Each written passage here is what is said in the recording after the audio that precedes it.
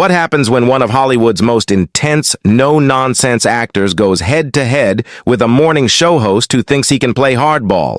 You're about to see one of the most uncomfortable, explosive exchanges ever caught on live television.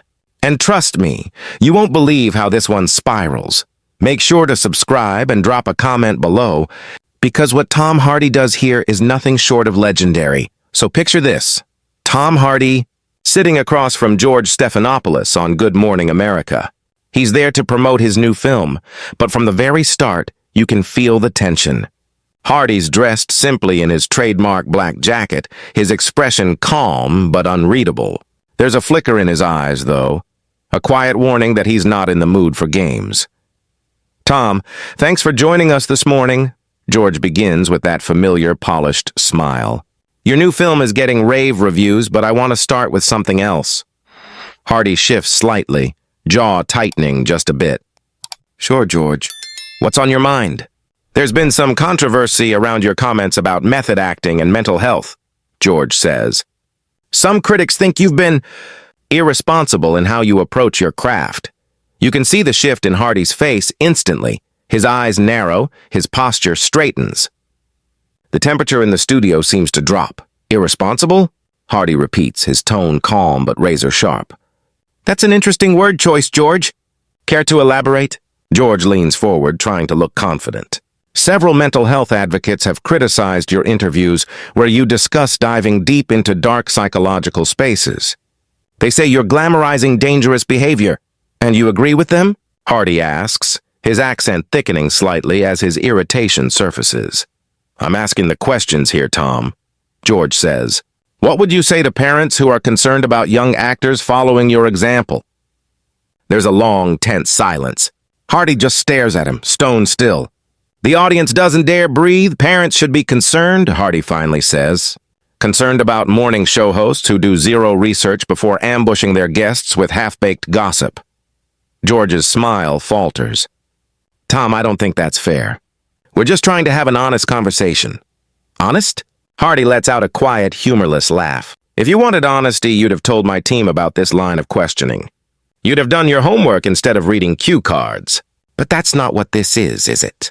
Our viewers deserve to hear your response to these concerns," George insists. "No," Hardy shoots back, voice steady but hard. "Your viewers deserve better than tabloid spin disguised as journalism." The tension is thick now. Hardy leans in slightly. "Tell me, George, when's the last time you actually studied method acting?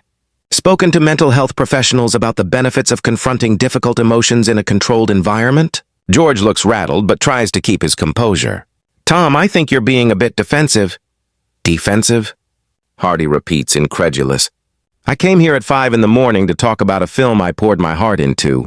Instead, you're trying to score a gotcha moment based on quotes you haven't even verified.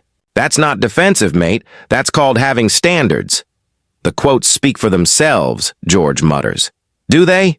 Hardy leans forward, eyes locked on him. "Which quotes exactly?" "Read them to me. Word for word." There's an awkward silence. George glances at his notes, fumbles with his papers.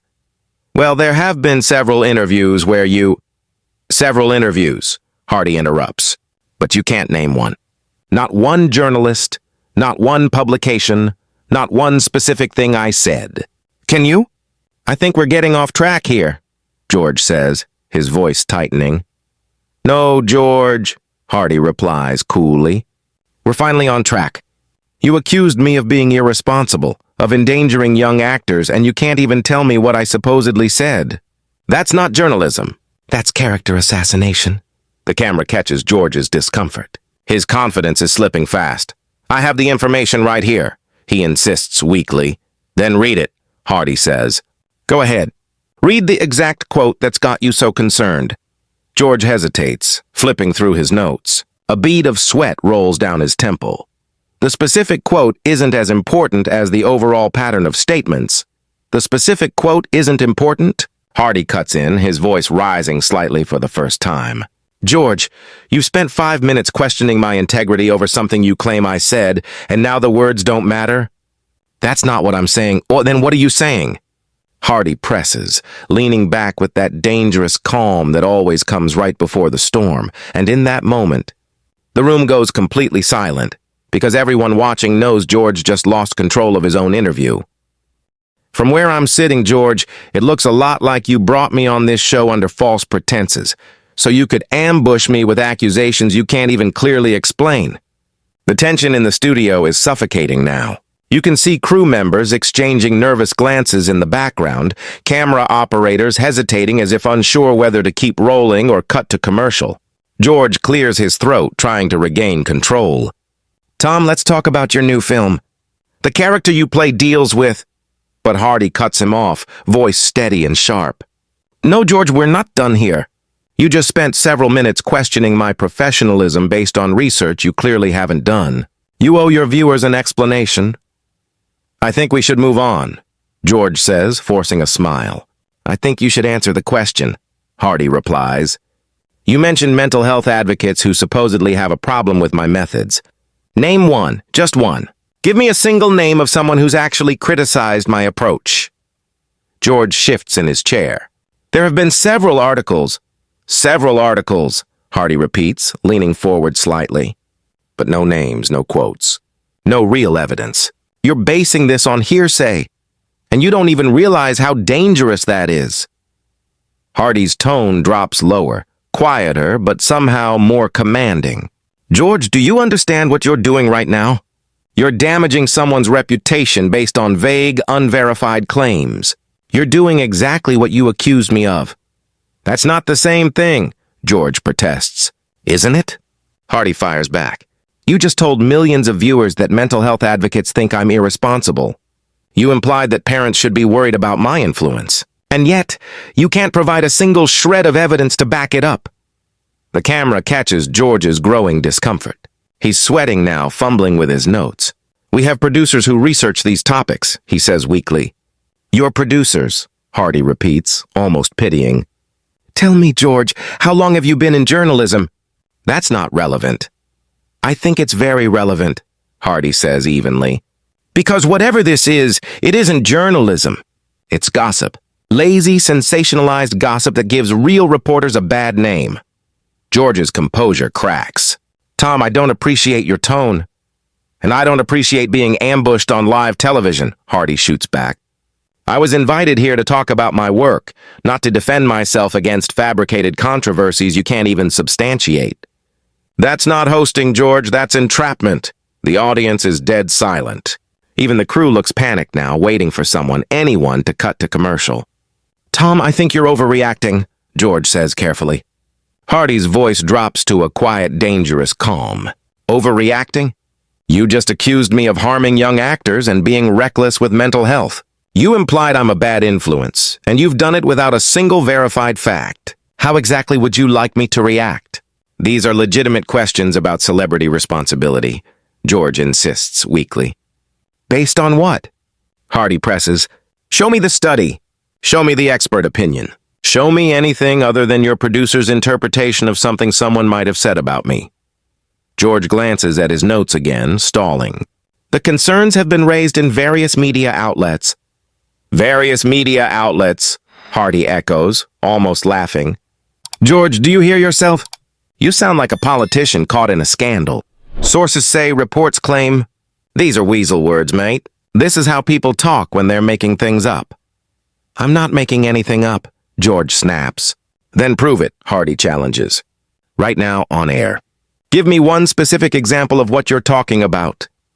The silence that follows feels endless. George fumbles with his papers, glances at the camera, then back at Hardy. Tom, I think we're spending too much time on this. We're spending exactly the right amount of time on this, Hardy replies.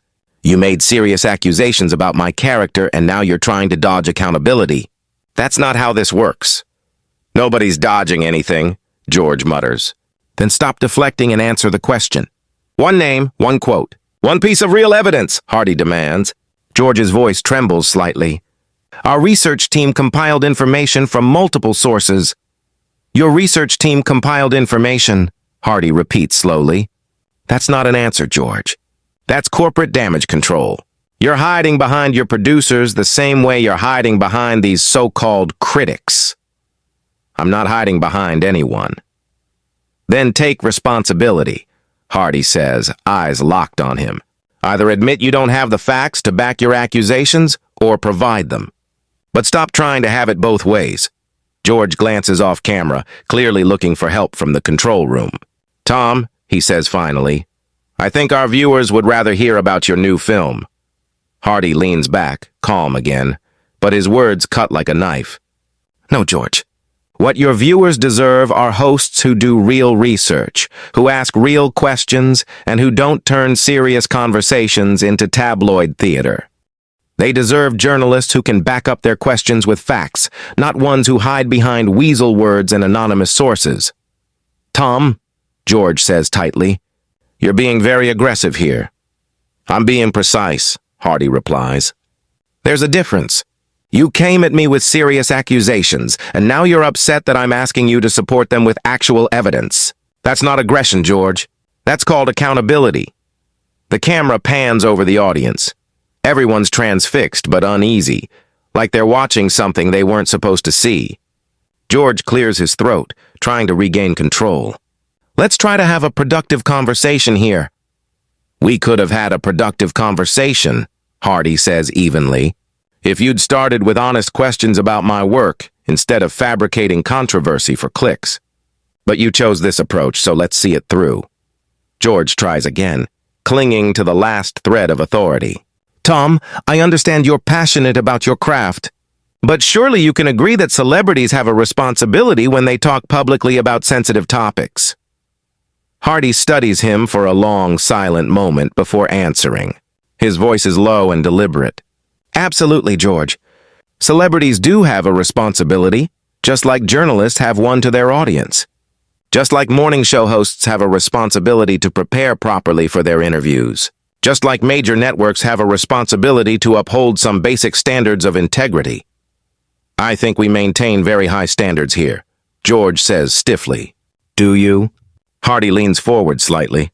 Because right now your audience is watching you make accusations you can't back up, ask questions based on research you haven't done, and dodge accountability when you're called out. Is that the standard you're so proud of? The camera cuts to George's face. His composure is slipping fast. Tom, you're being incredibly difficult. Difficult? Hardy repeats, incredulous. His voice rises, but it's controlled, sharp and cold. George, you ambushed me with false accusations on live television, and you think I'm being difficult for expecting you to prove what you said? What exactly did you expect would happen here? I expected a professional conversation, George says defensively. Then you should have conducted yourself professionally, Hardy fires back. You should have done your homework. You should have come prepared with real questions instead of this tabloid gotcha nonsense. George glances nervously off camera, clearly begging his producers to step in. Tom, I think we need to wrap this up. Oh, now you want to wrap it up, Hardy says, his tone darkly amused. After 10 minutes of attacking my integrity on national television, now you're ready to move on? After implying to millions of viewers that I'm a dangerous influence, now you want to pretend this never happened? We have limited time, George mutters. We had limited time, Hardy corrects him. And you chose to waste it manufacturing controversy instead of discussing my work. That was your decision, George, not mine. The studio is dead silent except for the quiet hum of the cameras. Crew members stand frozen behind them, unsure whether to cut to commercial or let it play out. Tom, George says finally, I'm going to ask you one more time. Please tone it down. Hardy's expression hardens. When he speaks, his voice drops, quiet but searing. Tone it down? You ambush me on live television, question my integrity, and then tell me to tone it down. Do you have any idea how insulting that is? I'm just trying to have a civil conversation, George replies, his voice tight. Civil? Hardy lets out a dry, bitter laugh. There's nothing civil about ambushing your guest with baseless accusations and calling it journalism.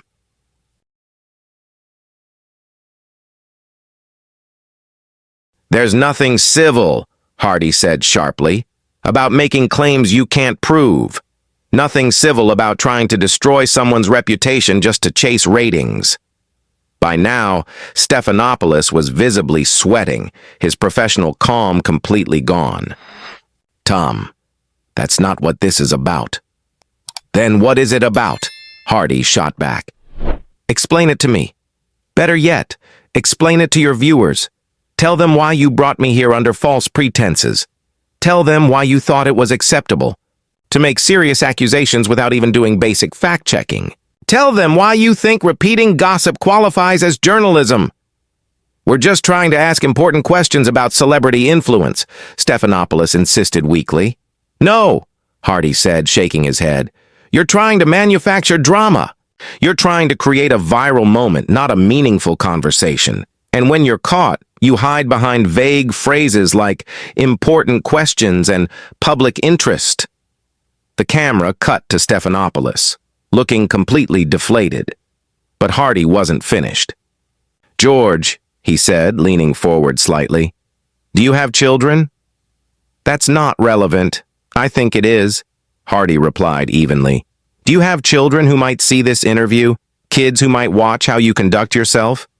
Tom, please, because if you do, what lesson are they learning right now? Hardy continued.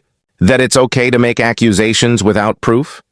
That ambushing someone with lies counts as journalism? That when you're called out, you can just ask people to tone it down and pretend nothing happened? Stephanopoulos looked off camera, silently pleading for rescue. Tom, I think we should take a break. A break? Hardy repeated, standing slightly in his chair. You don't get to take a break from accountability, George. You don't get to make baseless accusations and then walk away when you're asked to defend them. Security? Stephanopoulos called, his voice cracking. Hardy blinked in disbelief. Security?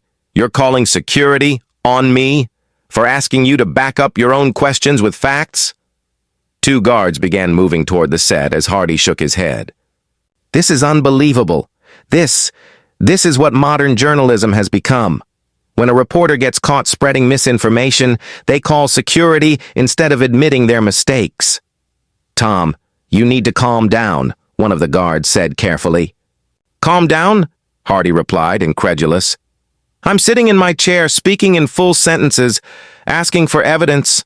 What exactly do I need to calm down from? Stephanopoulos, now red-faced and trembling, snapped. Remove him from the set. On what grounds? Hardy asked, still composed.